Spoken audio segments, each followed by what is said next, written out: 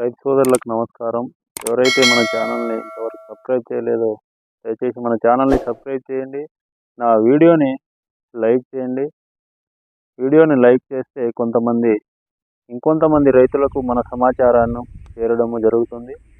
ఈరోజు నేను ఈ రబీ సీజన్లో వరి నారులో తీసుకోవాల్సిన సస్యరక్షణ గురించి చెప్తాను.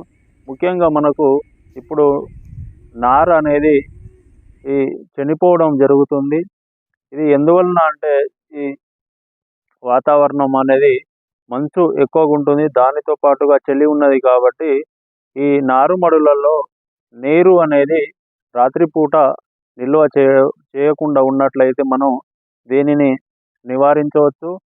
ఇది పగలుపూట పెట్టేసి నీటిని మళ్ళీ సాయంత్రానికి నారుమడి నుండి నీటిని తీసేయాలి. మరియు తడి కూడా తక్కువగా ఉండేటట్లు నారుమడిలో చూసుకోవాలి.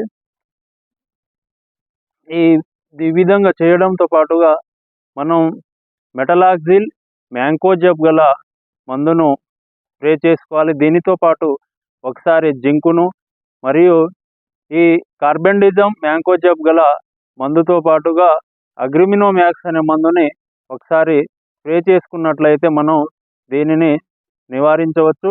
ముఖ్యంగా ఇప్పుడు ఏ మొక్క అయినా సరే పోషకాలను తీసుకోలేదు కాబట్టి ఈ అగ్రిమినోమ్యాక్స్ ఉపయోగపడుతుంది. దానితో పాటుగా జింక్ అనేది మనకు ఈ నార అనేది పసుపు రంగులో మారకుండా ఉపయోగపడుతుంది. ఈ రెండు మందులను మనం ఒకటికి 2 సార్లు స్ప్రే చేసుకున్నట్లయితే ఈ నారు అనేది చనిపోవడం అనేది తగ్గించుకోవచ్చు. ఈ విధంగా మనం చేసినట్లయితే ఈ నారుని మనం మంచిగా ఎదుగుదల కొరకు ఈ 2 మందులు ఉపయోగపడతాయి. చూస్తున్నారు కదా ఆ నారుమడి, ఇది వచ్చేసి నూజివీడు ఓంకార్ సీడ్స్ అండి. ఈ విధంగా మనం ఈ 2 మందులను ఒకటికి 2 సార్లు, వీటితో పాటుగా ట్రైసైక్లోజోల్ కూడా మనం పిచికారీ చేసుకోవచ్చు. ఈ 2 మందులు కాకుండా ఈ మూడిట్లో ఏదో ఒక మందుని ఒకటికి 2 సార్లు స్ప్రే చేసుకున్నట్లయితే మనం ఈ నారు అనేది